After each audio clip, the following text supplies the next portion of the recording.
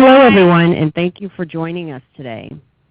I'd like to welcome all of you to today's presentation on focused ultrasound for temporary opening of the blood-brain barrier and the therapeutic applications of this technique. Today, we'll hear from Dr. Elisa Konofagou, who has been a leader in this field, opening the blood-brain barrier to enable potential treatment of Alzheimer's disease, Parkinson's disease, and other neurological disorders. A quick note for those of you on the webinar: if you'd like to ask a question of Dr. Konofagou, please submit it via the chat function. We will collect these questions until the Q&A period begins at the end of the presentation. And now I'd like to introduce Dr. Elisa Konofagou. She is Professor of Biomedical Engineering and Radiology at Columbia University, where her lab works on developing novel, ultrasound-based techniques for both imaging and therapeutic applications. As I alluded to before, she is one of the world's experts in using focused ultrasound to open the blood-brain barrier to enable drug delivery to the brain for a wide range of clinical uses. And now, Elisa, please take it away. Thank you very much, Jessica, and it gives me a pleasure to be with everyone over this webinar. I would like to also thank the Foundation for organizing this very swiftly. I will spend the next about 45 to 50 minutes giving an overview of what we've been working on, mainly in my group, for the opening of the blood-brain barrier and then be able to deliver drugs that would treat disease. So the outline of this presentation starts with the definition and motivation behind what we're trying to do, which is opening the blood-brain barrier. I'm going to show you what the blood-brain barrier opening looks like and how we induce it.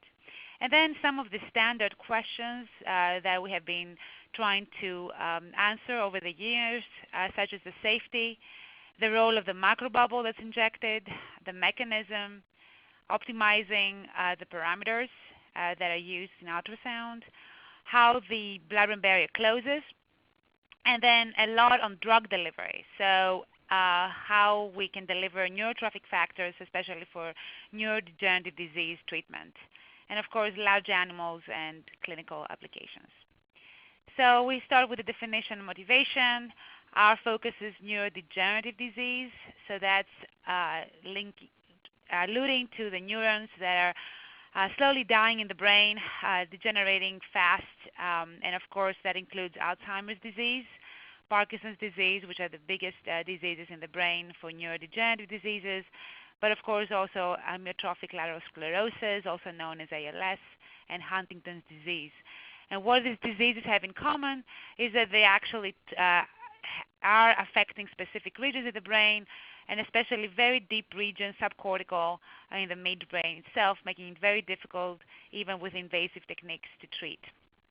Now, these diseases are on the rise, especially Alzheimer's disease and Parkinson's disease that have logarithmic rise in the population, mainly because of the much better techniques of diagnosis and detection that are happening at earlier stages. So our focus is mainly on opening the blood-brain barrier. This is what it looks like under a scanning electron microscope. So this is a cross-section of the capillaries. You can see that we have the endothelial cell that is wrapping around the lumen where the blood is flowing. And there's different ways that you can cross what's called this barrier from the lumen to the surrounding tissue that you see, and any molecule that's flowing in the circulation that's over 400 Daltons cannot cross this barrier. Now, this barrier has to do with the tight junctions, so which are protein strands that are linking the two ends of the endothelial cells. There's also enzymes that can transport through this barrier, and also transport systems. I'm going to get to that in a minute in the next slide. So what is happening with the blood-brain barrier is that it protects the brain from toxic molecules in the blood, and it effectively works very well, preventing 99% of smaller molecules and 100% of very large molecules. So it's great for a healthy brain. And you see a schematic here on the right that shows exactly the same thing that I showed you on the microscope, but also surrounding the astrocytes and some interneurons that are linking the neurons that we want to reach around it. And then, unfortunately, for drug delivery for an unhealthy brain, only 5% of the drugs can currently penetrate. So it has been proclaimed for several years now as the rate limiting factor for brain drug delivery. This is another schematic of how we can cross the barrier. We talked about the tight junctions. So this is the endothelium, showing you the endothelial cells in these rectangular blocks, the astrocyte on the other side, and the lumen is on the top. So you have 5 different ways of crossing this barrier, either with this aqueous pathway, with water-soluble agents through the tight junction. Transcellularly, there's a few mechanisms, including the lipophilic pathway, with lipid-solid agents, the transport proteins, and also some receptors that you can link to, and then finally, such as insulin and transferrin can go through, and we're going to talk about that, how we can affect some of these endothelial receptors in the neurons. And then finally, the transcytosis that's actually used by the albumin in plasma proteins. So what can ultrasound do? Ultrasound, and focused ultrasound in particular, relates to a curved source. This is a concave source, very similar to what we do in optics as an optical lens. It has a specific geometric focus that's governed by the geometry of this acoustic transducer or source that sends waves that are concentrated at higher intensity at the focus. The dimensions of this focus are governed, again, by the geometry, such as the diameter and the focal depth, but also by the frequency or wavelength of this wave. So we can vary the transducer properties, and we can vary also the focal size. But the main thing is that this is extracorporeally applicated or non-invasively, and you can have the concentration of the ultrasound waves in a specific region and leaving everything around it unaffected. So it's a non-invasive and localized delivery. I'm going to start talking about the mice. This is what we have done most of our studies on, and then later on I'm going to show more on the monkey side and the clinical applications. So this is what the transducer looks like, much bigger than the mouse head, much bigger than the mouse brain. What we do on the mice is that we shave the fur that's reflecting some of the ultrasound. We target a specific region in the brain. In our case, it will be the hippocampus that relates to Alzheimer's disease, or the caudate putamen and substantia nigra that relate to the Parkinson's disease. We inject microbubbles intravenously, and I'm going to talk about that later on. And we apply focused ultrasound after the microbubble injection. The blood-brain barrier opens instantaneously, and then we inject the molecule of interest intravenously. So that will be either a contrast agent on the MRI that allows us to see where we have opened, or the drug of choice to be able to treat the region. And the molecule deposits through the blood-brain barrier open regions instantaneously. Taking according to the kinetics a few minutes. So what we're trying to do, as I mentioned before, the blood-brain barrier will open non-invasively, selectively in a specific region. You can also apply it through the whole brain in raster scan format. That also has been shown by others. Transient is key, so the blood-brain barrier opening will be reinstated.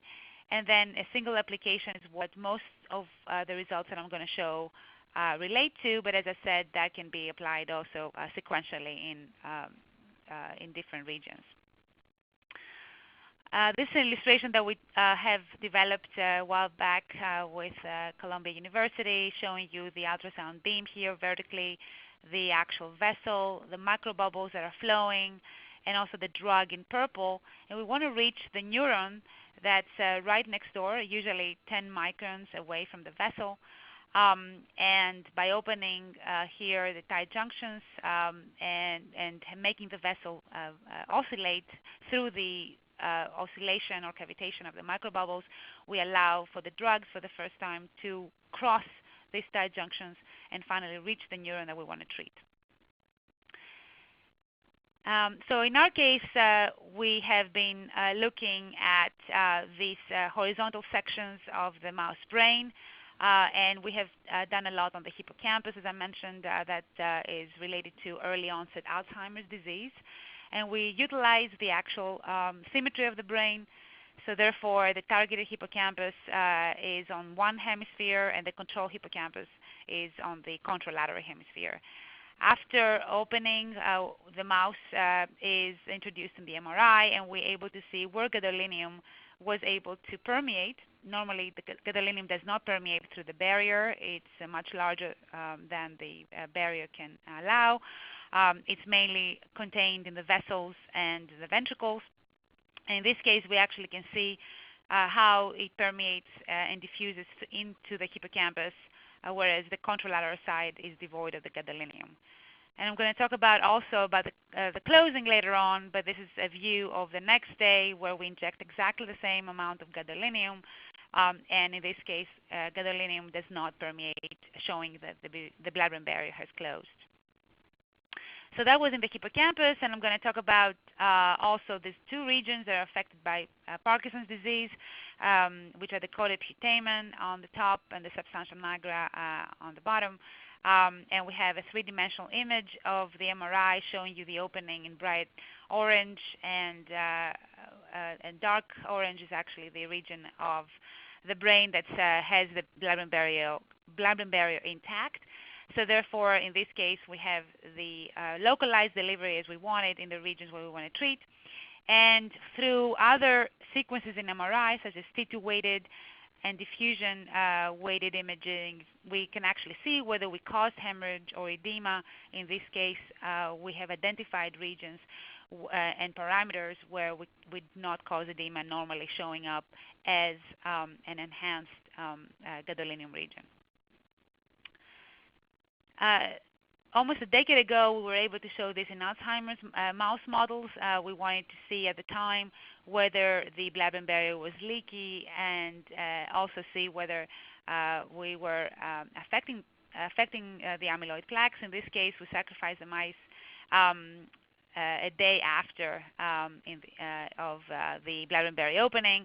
We will see the same kinetics of the gadolinium. At 90 minutes, we were able to see permeation through intraperitoneal injection of the gadolinium throughout the surrounding gadolinium region of the hippocampus. And then the next day, again, the same idea that the closing was reinstated. Other groups in Australia have shown that the plaques can actually be removed. This is something after a couple of months. This is something that we were not seeing because this was sacrificed after a day.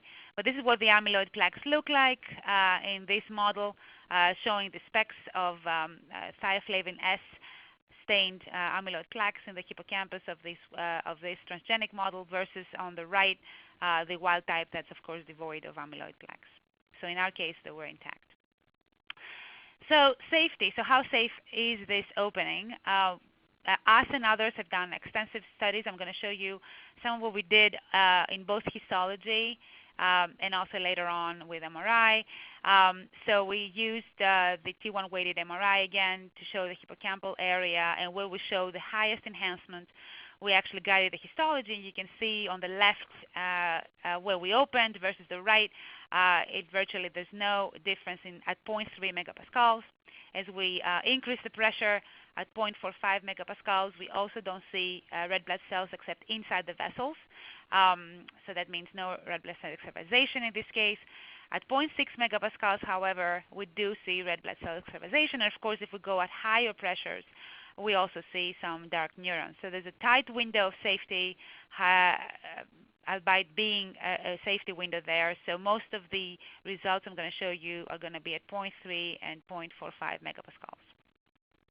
We've done also a lot of behavioral studies on mice over several different groups where we sonicated sequentially every week for 6 months, or some controls where we actually didn't do anything to the mice, they just were left alone. There was virtually no difference in the motor control or rotation on a rotor rod.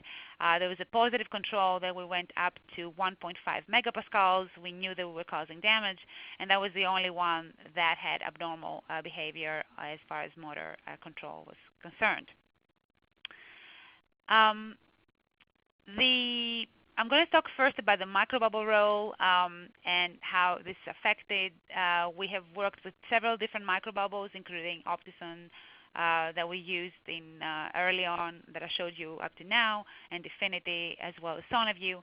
In this case, we started a collaboration with Mark Borden almost 10 years ago, and he was able to sort these microbubbles for us and for different diameters. And we realized that when we were doing that, at 1 to 2 micron bubbles versus 4 to 5 microns, we can actually control the size of the opening. So in this case, smaller bubbles lead to smaller opening regions versus larger bubbles that match better the capillary diameter. So it's easier to open with larger bubbles versus smaller bubbles. And in this case, we are operating within the safe regime of 0.3 megapascals. So this also takes me to the mechanism, underlying mechanism. So we operated within the window of safety and also where we actually could see blood-brain barrier opening, and we could see at 0.3 megapascals. And I'm showing you the top panel. It was mainly stable cavitation. This is an ultrasound image. So these microbubbles are also used as contrast agents.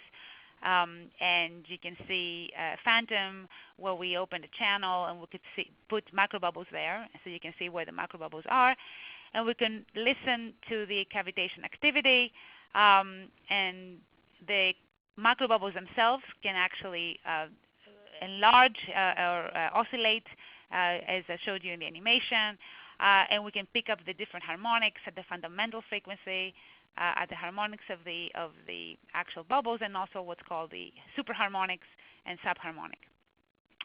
So this will be within the safe regime. If we go up to 0.9 megapascals, this is mainly governed by inertial cavitation. So in this case, the bubble is not stably oscillating anymore, but it can also collapse.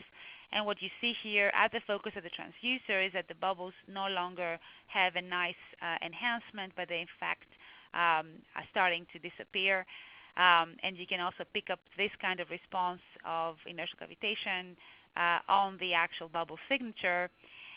And on the spectrum itself, you don't anymore just see the harmonics, but you also see what's called the broadband response of the rise of the entire spectrum, showing you that all frequencies of the ultrasound were actually interrogated by the bubbles, including during the collapse. So we're able to actually see that in this phantom, and we're going to show you also later on how we can also do this in vivo and be able to monitor the mechanism in vivo. Now, relating this to the MRI, and I realize this is a very busy slide, so I'm going to just draw your attention on these red squares, and we have divided this with peak negative pressure from 0.15 megapascals, where we see no blood-brain barrier opening, all the way to 0.6 megapascals, where we can see some damage usually. And then we have also sorted it by microbubble diameter. So as I mentioned earlier, at 1 to 2 micron small bubbles, they need a higher pressure to open. And you also have this associated smaller blood-brain barrier opening volume while staying within the stable cavitation regime. So the stable cavitation regime is actually indicated by a spectrogram, and you see these parallel lines where there's high spacing between these harmonics, indicating that there's very little inertial cavitation. At the larger bubble diameter ranges, including 4 to 5 and 6 to 8, we're able to open larger volumes on the MRI and keeping it under the stable cavitation regime. As we increase the pressure, we enter into the inertial cavitation regime, and you can see higher bubble activity at different frequencies, indicating inertial cavitation and also larger volumes of opening.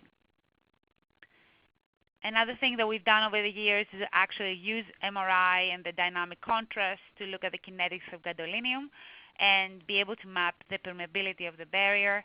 And again, similar to the previous slide, we changed the pressure from 0.3 to 0.6 megapascals, and then the bubble diameter, and we could see we could go from the top left of no opening at 0.3 with 1 to 2 all the way to bottom right, where we have the largest opening, and also on the right of each MRI gadolinium image, we actually can see the higher permeability that relates to the opening of the barrier.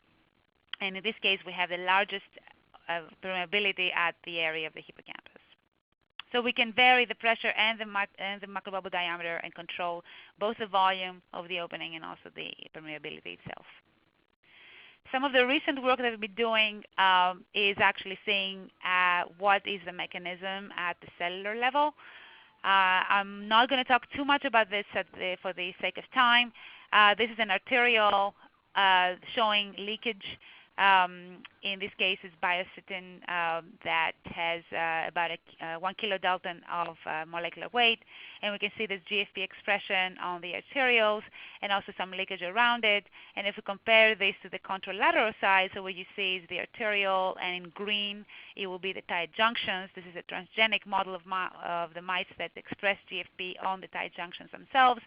And we're able to see that it's completely intact on the contralateral side, and there's only leakage on the side of the ultrasound exposed brain.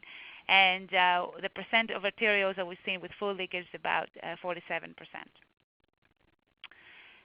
Optimization of the barrier itself involves several different parameters.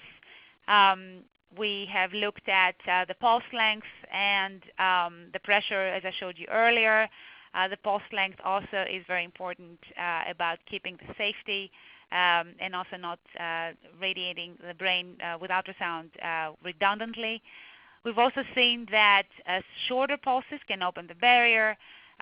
This is one region where we actually open with 0.1 milliseconds versus 10 milliseconds that I showed you earlier. And we have the left region of interest here, showing very homogeneous distribution at low pulse cycles versus a more punctated distribution with a higher dose, however, with a pulse length. So this is one of the regions of the hippocampus that we've opened, and one of the parameters of the pulse length that we have worked with. Another one is what's called the burst repetition frequency, so how fast are we sending these trains of pulses versus what is the pulse repetition frequency, so how fast we're sending these pulses. And we found that, and we've published this almost 6 years ago, about the fact that we have 5 hertz for the burst repetition frequency and 100 kilohertz as the best, the optimized sequence for opening the hippocampus and getting the highest dose. But one of the most important things that we also found over the years is that with just 3.5 cycles at 1.5 megahertz, we're able to open with DEFINITY in this case, and again, a very homogeneous distribution as we decrease the pulse length versus the contralateral side. When we did actually magnify these results, we will see a more specific distribution of the dextrons that we have used, the 3 kilodalton dextrons at the time, at the regions that we thought initially were capillaries, but then at a further magnification, we found out that they were actually neurons. And I'm going to talk about that later on when we try to target neurons with the neurotrophic factors. Closing itself, that's also a lot of studies that others and us have done over the years. We have also looked at the dependence on the microbubble and the pressure. This is one case where we used large bubbles and low pressures, and we found that it takes in the mice about 2 to 3 days to fully close. And the volume does actually close towards according to the pressure.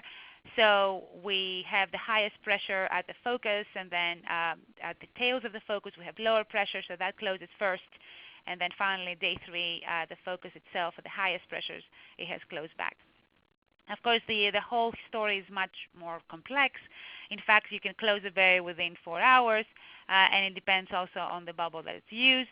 In this case, we have seen that at lower pressures, It takes about a day or two to close. At larger pressures, it takes about 3 days to close, and of course that varies with larger bubbles. Larger bubbles are inducing larger volumes, but at the price of actually having this volume, because of the different pressures involved, close much later. This is actually another study that we've done also with DEFINITY and also with a number of cycles, and we've seen that with DEFINITY, the duration of the blood-brain barrier is much shorter, on the order of hours, as opposed to when we use the bubbles that are much larger, that have a larger volume of opening. Again, as I said, with the trade-off of lasting of the closing, having to be reinstated after a few days. So this leads me to the drug delivery part, which we have done also a lot of work on. And so the main question that we were answering in the beginning was whether we can govern the size of the opening. So, and this is some of the work that we did with several different ranges of dextrans that were fluorescent, from 3 kilodaltons, which is on the order of the base or gamma inhibitors for the treatment of Alzheimer's, 70 kilodaltons, which relates to the proteins that are used, including the neurotrophic factors I'm going to show in the next 2 slides, 500 kilodaltons, which is on the order of magnitude of what's used with antibodies, and some of the work that we're also doing in Parkinson's that I won't have time to talk about today. And then 2,000 kilodaltons, which is the molecular weight that mostly is related to adeno-associated vectors, and especially for gene delivery. So what we have seen here is that both for the intensity that relates, fluorescence intensity that relates to the actual concentration of dextrans delivered and the area of the fluorescence, so how big of a spatial distribution of the actual dextrans we can get, it is governed by the pressure. So as we increase the pressure, we can deliver smaller molecules, especially at 0.5 megapascals. But in order to deliver the high molecular weight molecules for the antibodies and the adeno-associated vectors, viral vectors, we will have to increase the pressure and potentially get into the inertial cavitation regime. The same thing holds for the area of fluorescence. Increasing the diffusion of these vectors also is governed by the pressure. I want to say that this was at the pulse length of 10 milliseconds, so we haven't done a study that relates to the pulse length itself, but this is just a pressure study. So the larger molecules that we have been able to deliver is the adeno-associated virus, or AAV, that expresses neurotrophic proteins. In this case, I'm showing you the delivery with the GFP expression, the green fluorescent protein that is actually not a drug, but it shows you what you can expect with the drug itself. And these are coronal sections in the thalamus region, and we're able to see that only in the blood-brain barrier opened region we were able to get this GFP expression. And the contralateral region was completely devoid of any expression. And then we can localize that in the neurons itself. So wherever you see green is actually the GFP expression. Neurons are in red and astrocytes are in blue. And 96% of the expression of the GFP was actually in neurons, but by being able to use a promoter called synapsin that is expressed in neurons themselves. So we can have targeted delivery of the AAV to the neurons themselves. And an even higher magnification, you can see actually the expression on the neurons, where we actually see the soma, the dendrites here of the neuron itself, and then a higher magnification on the right of the colocalization of the GFP expression with the neurons in red. So we know we can reach the neurons, we know we can reach with the highest molecules, and it begs the question whether we were able to actually trigger any molecular pathways that are involved in neuroregeneration or neurorestoration. And one of them is called the neurotrophic signaling, that there are receptors right on the neuron itself. So the actual molecule we have to cross through the blood-brain barrier and reach that receptor. We've worked with GDNF and Nutrien, and what I'm going to also talk about, which is BDNF. So once this receptor is reached, then this phosphorylation pathways are happening inside an expression of specific kinases, such as the ERK1/2 and the MAPK, and then all the way to the actual neuron nucleus that expresses the CREB. So the first thing that we saw 5 years now or more ago was that after sonication of the hippocampus, now what you see here on the left is no longer the gadolinium, it's actually the expression, the localization of the brain-derived neurotrophic factor. That's fluorescent, and we're able to see that throughout the hippocampus. And in some of the control hippocampus, which has uptaken the BDNF as well. Now, where does it actually trigger that pathway? This is a MAP kinase pathway activation that you see here in brown, mainly located in the pyramidal neurons of the hippocampus, and we see that also on the unsonicated side, but a lot less. And in fact, if we compare the BDNF injected side compared to the contralateral side, we're able to see that we are able to reach the TrkB receptor into the cytoplasm, expression of MAPK, not so much of the AKT, another pathway for the neurosignaling, and then significant increase in the CREB in the nucleus of the neuron. So with another neurotrophic factor that we worked with Nutrien, I'm going to talk extensively also later on for the treatment that we did in Parkinson's, in Parkinsonian mouse model. In this case, I'm showing you how we can see it in the cytoplasm, stained in brown here, that express the ERK kinase, ERK1/2 kinase, and also here in the nucleus, in the CREB. And if we quantify that, we're able to see that we reach, in this case, the red receptor, ERK1/2, and then into the nucleus. The actual increase was by at least 200%, by at least 150% at the receptor side, and in both the substantia nigra and the caudate putamen. And then on the Nutrien overall, it was on the order of 200% compared to the contralateral side. So now for the actual treatment. So we know we can actually get these neurotrophic factors to trigger neuronal signaling. We wanted to see whether we're able to reinstate any actual neurons themselves. What I'm showing you here is how the nigra striatal pathway looks like in the MRIs. This is from a diffusion tensor image in a mouse brain. You see that on the bottom are the substantia nigra in green. You have the actual cell bodies of the neurons and some of the dendrites, and then you have the axons that are projecting into the caudate putamen, and there's this arborization of the terminals into the caudate putamen itself. So what happens with the Parkinsonian model that we have used is that what we see here, the dendrites and the axon and the terminals, we inject this toxin called MPTP, and the neuron is degenerating within 5 days. And then we inject the drug through the blood-brain barrier opening, and we hope to reinstate the neuron. So we have done 2 different studies. One is called the neuroprotection, so protect the neuron before the injection of the toxin. So what we do is that we open the blood-brain barrier with 2 different sonications in the striatum and the substantia nigra. And then after a month, we actually deliver the MPTP. It's the toxin itself. We wait 5 days, and we see which neuron survived the toxin.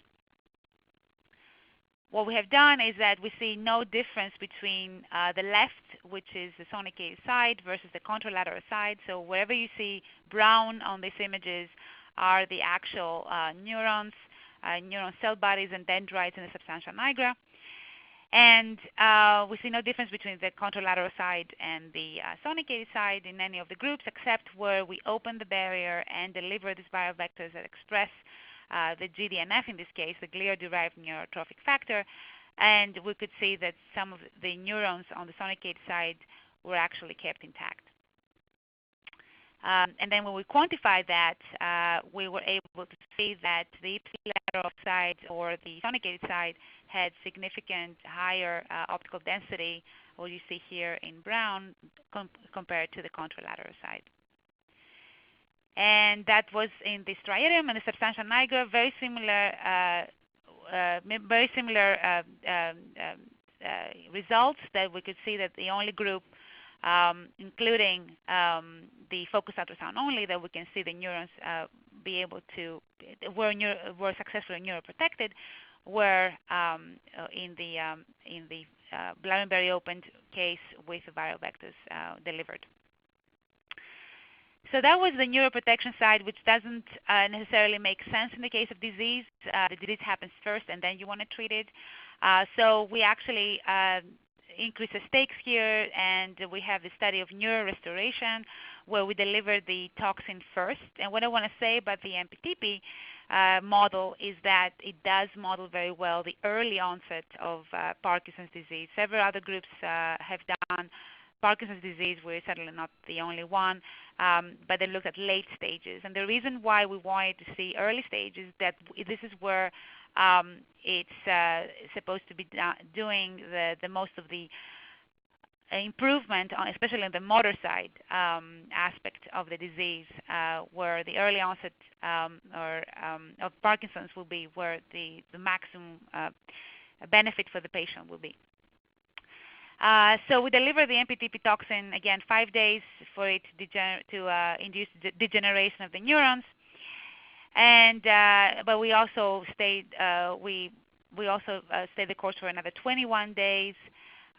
We opened the barrier, validated with MRI, and then we looked at both the protein itself, the nutrient, or the AAV that was expressing nutrient or GDNF.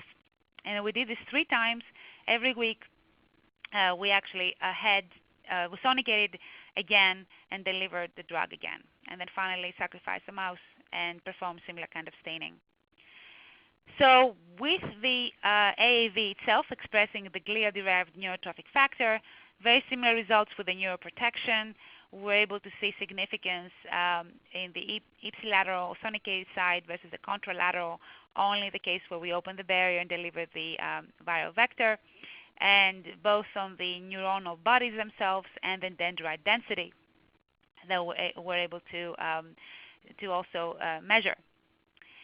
And with the protein itself, very similar to neuroprotection, to the AAV as well, we could see that the only group where we could see successful restoration of the neurons, both the cell bodies and in the pars compacta of the dendrites, the substantia nigra pars compacta, we were able to see it only with a group of the blood-brain barrier open with the protein delivery. When we quantified that and separated the dendrites also and the cell bodies, both on the sonicated side on the left and the contralateral side on the right, we were able to find that group D, where we deliver the toxin first with the blood-brain barrier opening and the nutrient, all mice had actually increase of the number of neurons between the contralateral side and the sonicated side.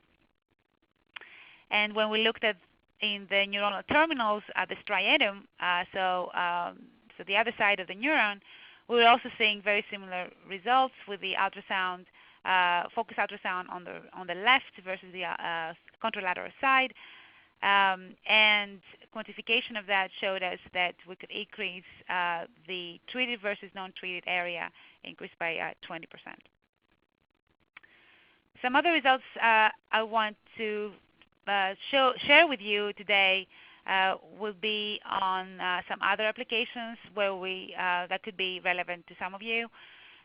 We've shown that you can deliver also non-invasively the viral vectors that are important to optogenetics, such as the expression of channel rhodopsin 2, So what you see on the left is where we opened in the coronal region of the hippocampus here, and is confirmed by the MRI as the gadolinium is infusing a lot of the brain on the left side. And these viral vectors are more contained in the hippocampus, given that they're several orders of magnitude, up to 5 orders of magnitude larger than the gadolinium itself. But we see a very nice expression over most of the hippocampus with the optovectors. And the larger magnification of that shows you also the neuronal regions and also some of the axons in some of the region of the dorsal region of the hippocampus. Another aspect that we've also published on is on the facilitation of direct injection. There's a lot of direct injection that's been done in the brain, especially for treatment of gadolinium, glioblastoma and other types of disease in the brain. And we were able to see that if we sonicate with ultrasound and permeabilize the tissue before injection, we stand to have 2 or 3 times larger of the diffusion area compared to direct injection itself of this same vector. Another study that we have also published on is about being able to find other routes more closer to the brain. We have been working a lot with intravenous injection and of the drug itself, but there's some published work about potentially reaching faster and higher doses intranasally, and we have found that IN or intranasal injection compares very nicely to intravenous injection of the dextran in this case, and both for the intensity, so the dose, and also the diffusion area, so they compare very well. And we have found that this also translates very nicely to intranasal delivery of brain-derived neurotrophic factors. We're continuing this work and as funded by the NIH to be able to see how much we can actually do this intranasally. And another aspect of the actual vehicle that we're using instead of the microbubbles, through collaboration with Paul Dayton's group, we have used nanodroplets. This is the idea being that we can focus the effect even more. Now, these nanodroplets are actually made from microbubbles through condensation, and you can revert them to microbubbles just where the ultrasound was exposing the nanodroplets. And you can see this high-speed camera video on the bottom right that in the beginning you see nothing, and then as the microbubbles are forming is where the nanodroplets are being expanded into microbubbles because of the change in temperature and the change in pressure. Now, these nanodroplets are much smaller. They're about 200 nanometers, and it takes and the microbubbles they're converted to microbubbles at the highest pressures. And you can see that this gives us a much more diffuse and homogeneous distribution compared to what we've seen with microbubbles at the same pressures. And also the same thing with H&E and histology for safety. We see that we can extend the safety profile with nanodroplets to beyond 0.6 megapascals compared to microbubbles. So the last part of the remaining time I want to spend on the large animal feasibility that we've been doing over the past several years, obviously leading to a clinical. We worked a lot with non-human primates and rhesus monkeys, especially, and also with vesicularis monkeys. And this is what our setup looks like. We have very much based on the mouse setup, and we have the stereotactic apparatus on the monkey itself.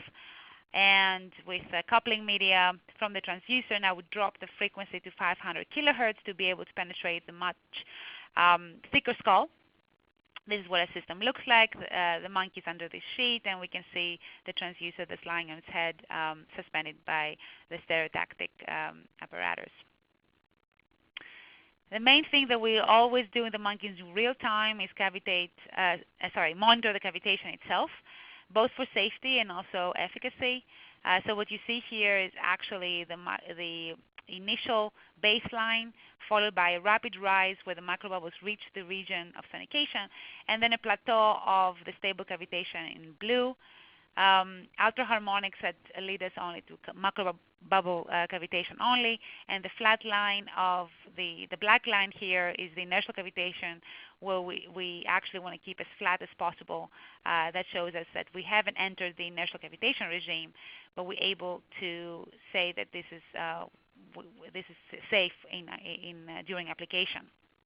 So we do this in real time, and we're able to see that this correlates very nicely with MRI. So these are some other examples of this real-time cavitation curve, where we see the rise time of the harmonic stable cavitation, flat black lines, and also some of the activity in red of the ultraharmonics in this region of the putamen on the top, and then caudate in the bottom in the monkey. What we've also been doing over the past few years is also spatially map the cavitation, so where it's actually coming from, by coupling it with what we call the arrayed PCD, or passive cavitation device, which is actually an ultrasound imaging transducer. And we're able to see where the actual cavitation is located also in real time. And that correlates very well with also what we see subsequently in the MR.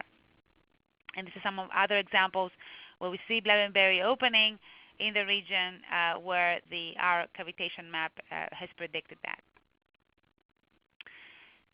So two things also that we wanted to compare with the mice is whether we can have enough gadolinium diffusing, and also the safety aspect. So some of the work we've been doing is also looking at the permeability of the barrier in the monkey, and also quantifying the concentration of gadolinium. So here you see two different examples where we actually do use T1 weighted maps for the blood-brain barrier opening detection in the non-human primates. But unlike in the mouse, where it has a very homogeneous brain, the monkey brain is actually very inhomogeneous, and it makes it a little bit harder to actually pinpoint exactly where the opening happened. So with our techniques that we have published recently, we have the T1 relaxation time, and we're able to see the regions of blood-brain barrier opening, in this case two different regions in the caudate and the putamen, but also look at the concentration of the gadolinium in these regions, as you can see how it increases by several fold in the region where it opened. This is in one animal. This is another case where we have opened, again, the caudate and the putamen at the pressures of 0.3 megapascals. And we can also see here gadolinium concentration and the permeability map itself. Now notice that the permeability map in the regions where we opened sometimes get interrupted. We were actually very puzzled by that. This is something that we never saw in the mice. And then we realized that this actually has to do with the white matter that has lower permeability than the gray matter. And I'm going to show you a quantification of that in a minute. But this is another example of a single sonication, in this case in the caudate, at larger, higher pressures, where we were able to also see two different openings here, also interrupted by a region that again coincided with the white matter that we saw on the susceptibility to weighted imaging. Another example was how with the pressure we can vary the volume. This also translates from the mice to the monkeys very nicely as well. This is doubling the pressure and also changing the actual region, putamen, caudate, also relevant to Parkinson's disease. And we can see that we can increase both the concentration of the gadolinium and the region of opening just by doubling the pressure. And what I alluded to earlier was the gray and white matter significance. So as we increase the pressure, the peak negative pressure, the volume does increase very nicely in the gray matter and the white matter, but the white matter has a lower volume of opening. This is just two cases, or two different animals where we showed very similar increase, but much more moderate in the white matter. This is because the white matter is not as vascular as the gray matter.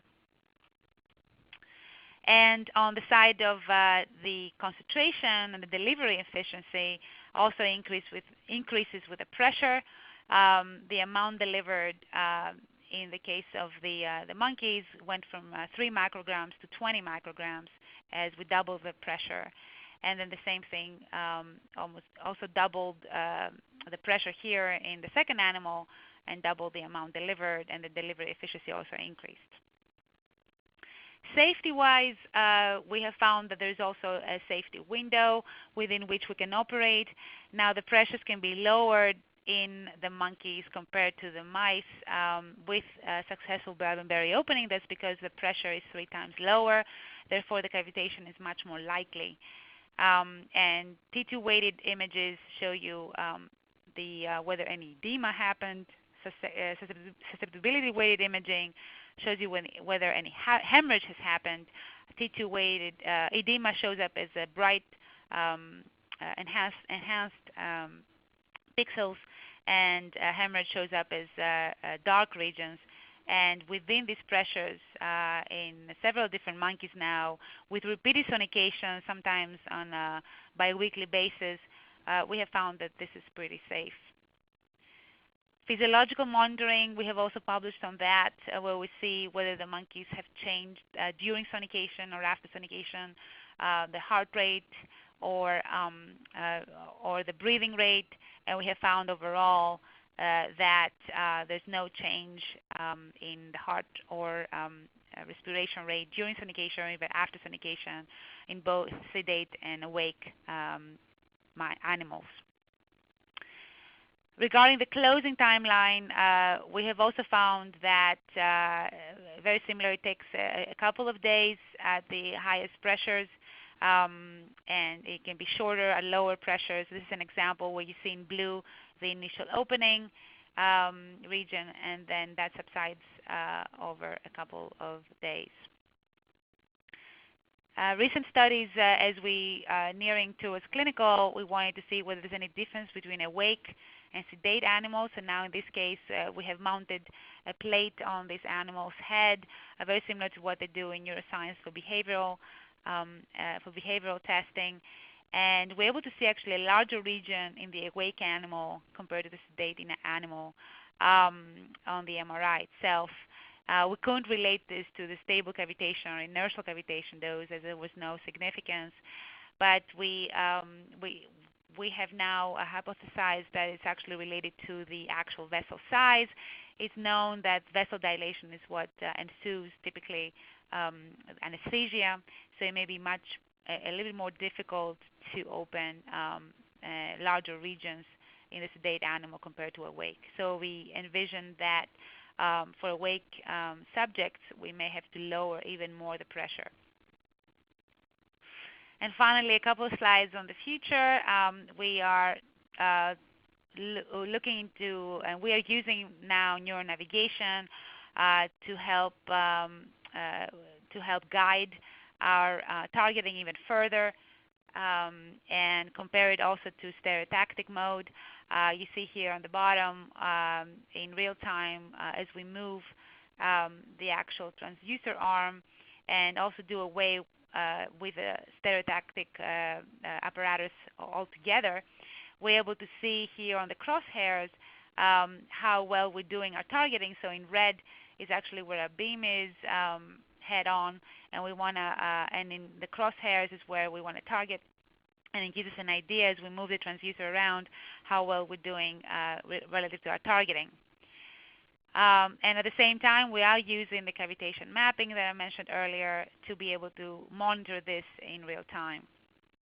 So this is a visual of what it looks like in the MRI itself. After the opening, we see a blue region and very close to where we actually targeted, which is the red circle.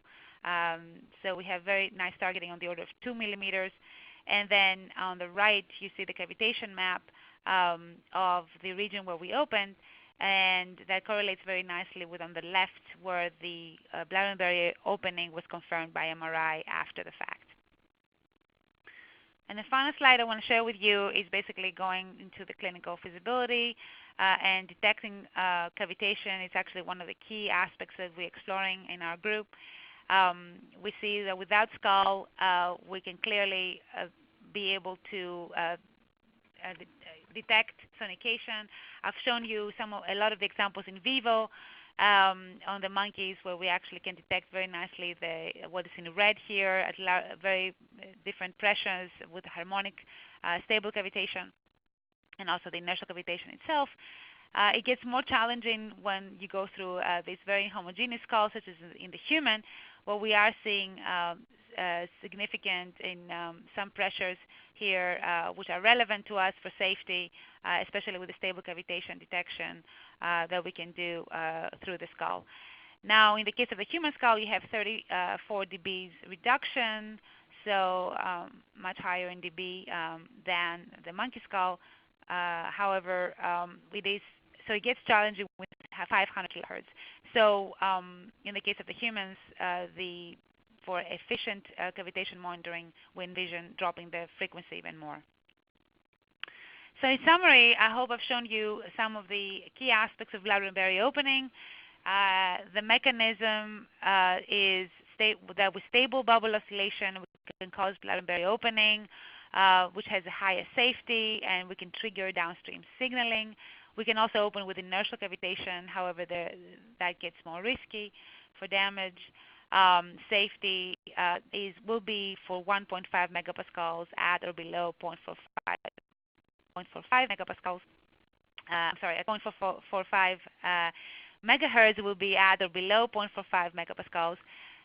The efficacy itself, the permeability, does increase several folds with pressure and microbubble diameter, and we can have some control over that, including the actual volume of opening. For drug delivery, we have looked at mainly at neurotrophic molecules and viral vectors that have shown they can be safely delivered, triggering those pathways. And then for therapeutic effects, we looked at neuroprotection, neurorestoration in the Parkinsonian model, and others, of course, have looked at the Alzheimer's models that, as I mentioned, with amyloid plaque clearance. And for primate feasibility, to our pleasant surprise, the mouse findings do translate very nicely to primates, especially for safety and blood-brain barrier opening volumes and permeability, as well as drug concentration increase as evidenced by the model drug of gadolinium. And finally, for human feasibility, of course, there has been other clinical studies that have been done in France for glioblastoma treatment, and also in Canada at Sunnybrook for also glioblastoma treatments and Alzheimer's. Very exciting results right now that are using the blood-brain barrier opening for treatment. For us, we are developing this transcranial cavitation monitoring that I mentioned, together with neuronavigation in awake subjects, and we hope to start studies later this year or early next year for Alzheimer's patients. I want to thank my group, several of these people that have done all this great work over more than a decade. And at Columbia University, we have several good groups, very complementary on biology and development of transgenic models, and also on the clinical side. And of course, the funding from NIH, NSF, and of course the Focus Ultrasound Foundation and the Kinetics Foundation. And I want to thank you for your attention and take any questions you may have.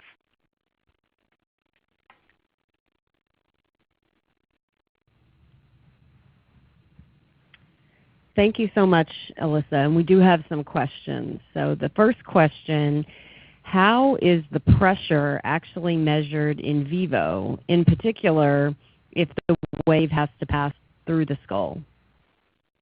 That's an excellent question. You cannot measure the pressure in vivo. What we have been doing is that we take the skulls that I have mentioned here in this slide, and we place a hydrophone where you see these regions in blue, so I didn't have the time to mention this. The blue is a putamen, caudate is in yellow, hippocampus will be in red. So we place hydrophone there, and we measure the pressure there. You can do this in vitro with skulls, or there's really good simulation tools that we also use based on the CT, so computed tomography of the skulls themselves, and you can predict how the wave is going to penetrate through the skull. And we have published on these results.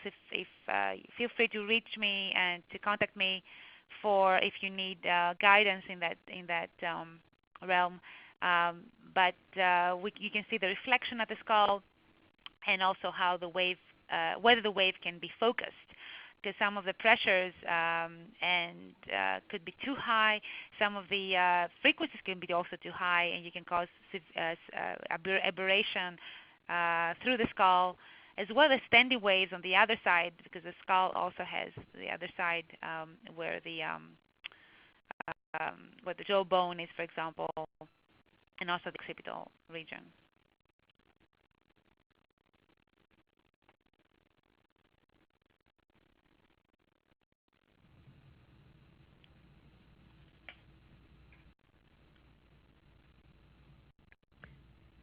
Okay, the next question, well, it's a couple of questions. What would be the best method in your experience to separate bubbles by size without affecting the properties of the bubbles?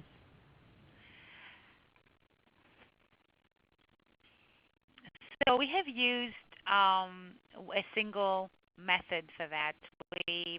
I don't think we're the experts in that. We have gone by what Mark Borden has implemented a few years back, which is based on centrifuge and the larger bubbles floating on top. I believe that what Mark and others have actually concluded, compared to some other microfluidic approaches, that the highest yield will be with the centrifuge approach. However, I'm not an expert in that field, so I can't answer this question as well as I would like, but I can direct, if there's any more questions like that, I can direct to the right people.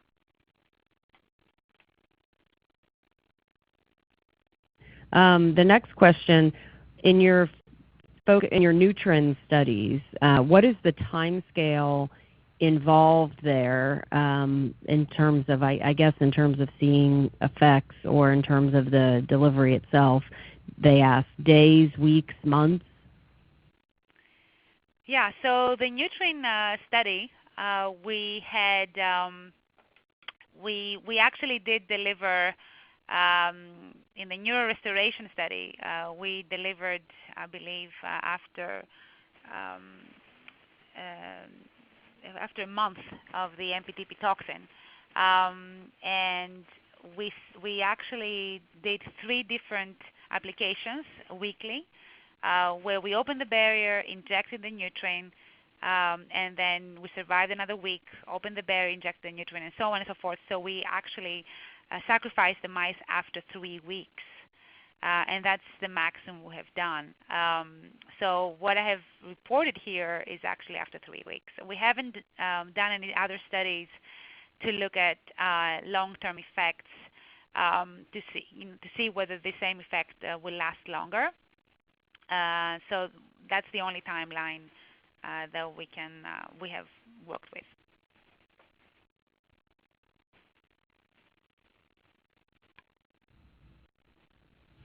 Next question, is the molecular weight the most important factor for determining whether a molecule will cross the BBB?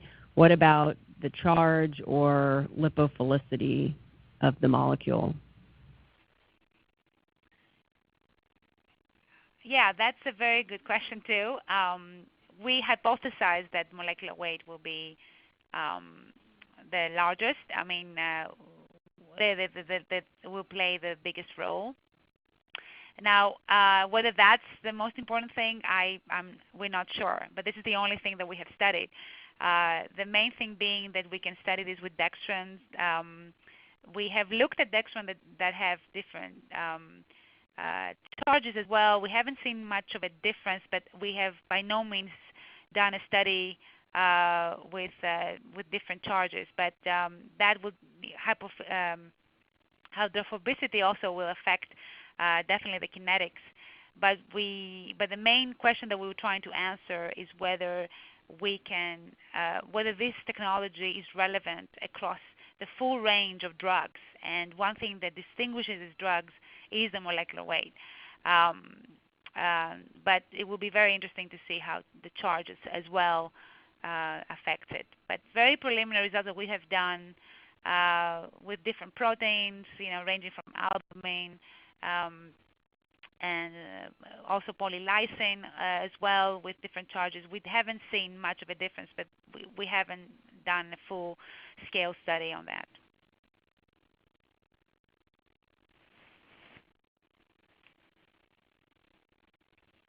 Okay, the next question. Following the opening of the BBB, is there any immune system activity that's attributed to that intervention?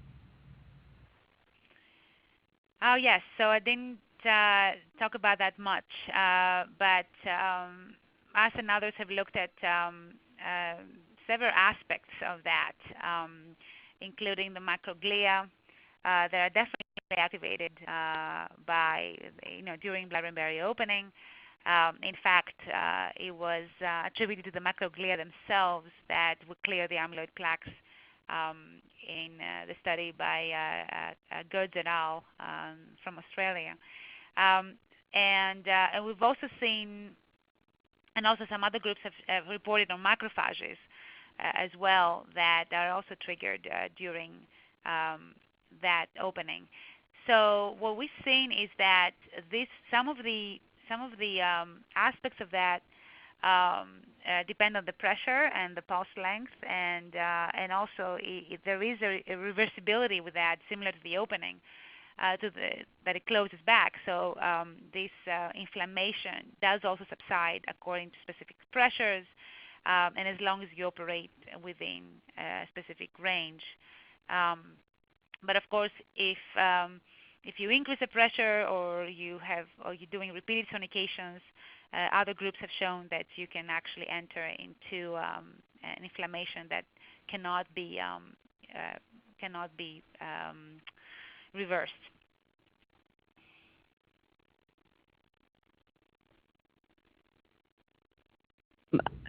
So I don't know if you are familiar with the maybe a couple of years ago, the paper from the UVA group, Jonathan Kipnis, about the discovery of the brain lymph system, and if you could say how that may relate to the BBB opening and potential mechanisms of treatment.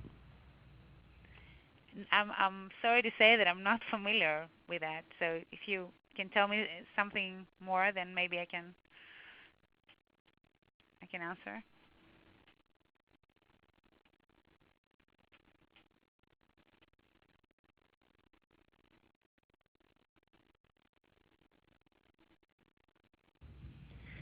We can have the individual who submitted that question maybe follow up with you with the paper and a question if they still have that, if they still have it. Sure, that will be fine. Yes. The next question: does the substance or the molecule, the drug, stay in the target volume or in the brain after crossing the blood-brain barrier, or does it spread farther from your original target due to a concentration gradient? So this is something we have not looked at, but this is an excellent question. How far does the actual molecule diffuse? We have seen that the gadolinium is contained pretty well after, within the region of interest after an hour, because we perform intraperitoneal injections in that case. However, with the drugs themselves, we have not done a study to see how the diffusion varies over time. The only thing I would say is that it does actually seem to be a barrier also between regions. For example, when we do sonic aid in the caudate putamen, we see that the nutrient, for example, was contained in the caudate putamen itself, and it did not diffuse to the cortex. And in fact, there's a very clear boundary, and sometimes enhanced by the staining that we use for the nutrient, showing that you do have some kind of a containment there of the nutrient not escaping from that region. We're not familiar with that separation between different structures in the brain, but that's something that we have seen with the proteins, that they are contained within the region of the sonication.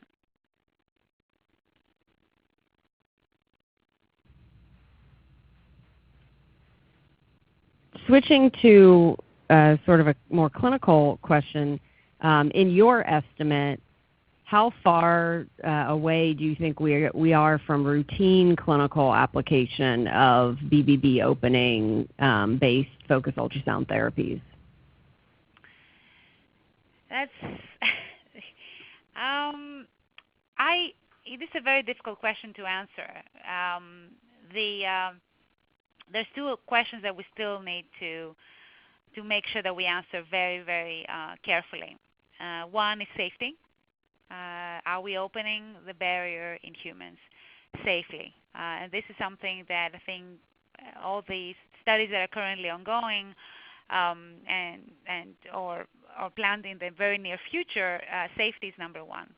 So once we show that, then the bar gets even higher, so whether we can treat the disease itself.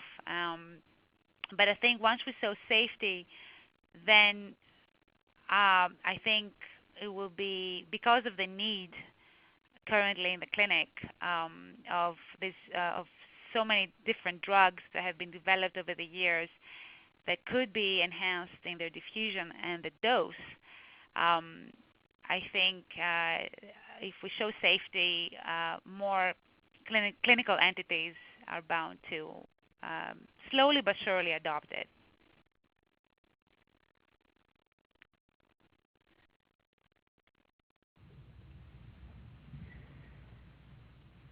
For the mechanism of BBB opening, are the physical properties of the ultrasound beam, like the shape and the size, just as equally important as the bubble size and the pressure, or are the beam properties less important factors?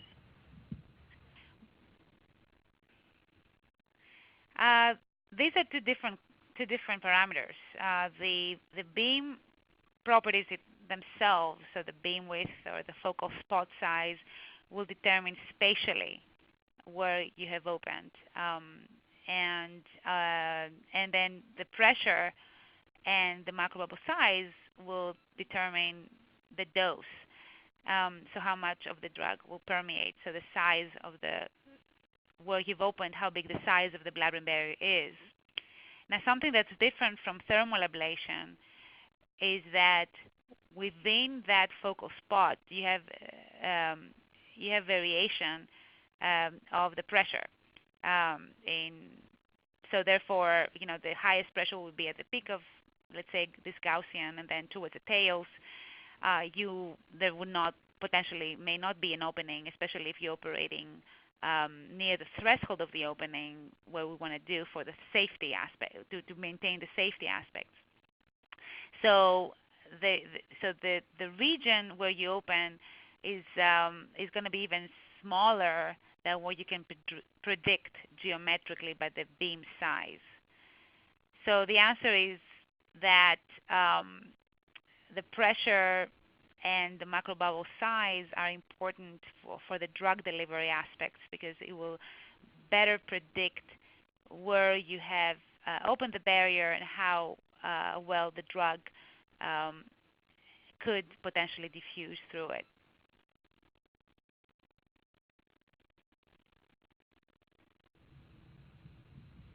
We have one more question about the potential of viruses to cross through the BBB. I know you talked about using viral vectors as potential therapies, but I think in terms of safety, this question is getting at, does the opening of the BBB expose the brain to infections?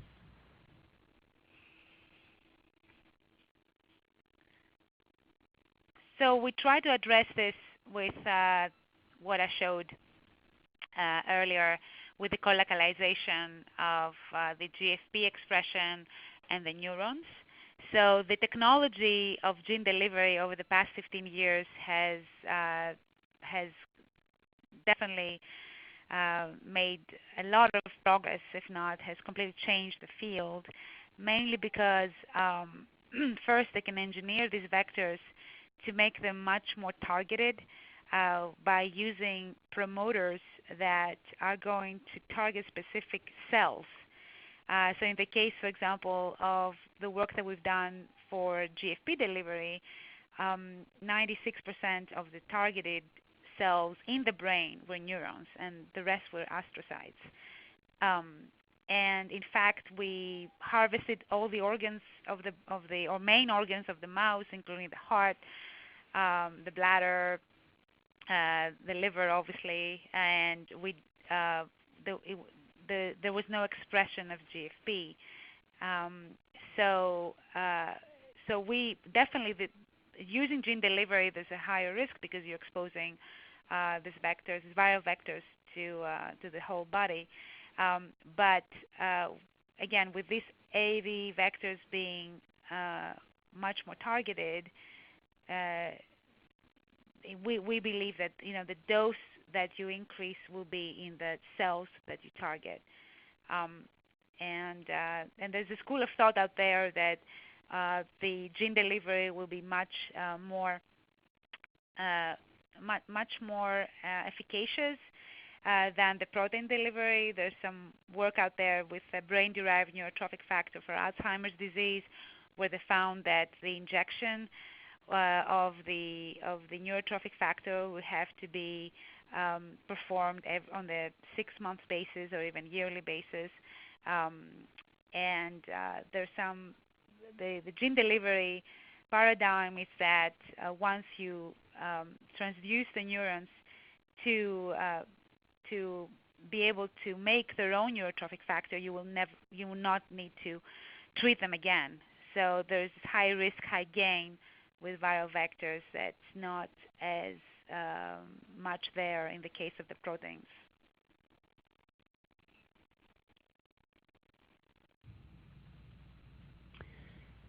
Another question, when opening the BBB, molecules are able to enter the brain, does the reverse happen? Do molecules or things in the brain move back into the bloodstream?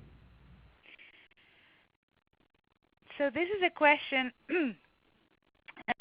that we have not addressed in vivo per se.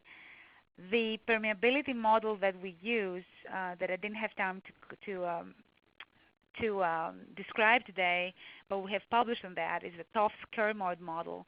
It's the 2-compartment model where it actually looks at both the K-trans, so this is the permeability that we've been able to map, and also the K.λ.π, so that means the reverse permeability. So how does what is the constant, the permeability constant in reverse, coming from the tissue into the lumen? And what we have found based on the kinetics of the gadolinium is that the K.λ.π is very small, on the order of 10 to the minus 15. Now, this involves, of course, this hypothesis that you have 2 compartments. Basically, one compartment is the blood compartment and the other one is a tissue compartment. And we have completely ignored what happens on the vein side, on the venous side. So obviously the clearance of this gadolinium and all the other drugs will happen on the venous side. And that model doesn't take that into account. However, what it does take into account is that, if you happen to look at the reverse permeability on the capillary side or on the arterial side, it doesn't seem that it compares with the other permeability, the one that goes from the lumen to the tissue.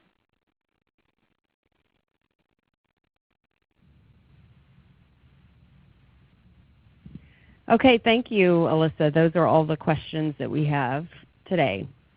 So this concludes today's webinar, and I thank you all for joining us, and stay tuned to our newsletter and our website for invitations to future webinars, as well as letting you know that there's a recording of this webinar that will be placed on our website.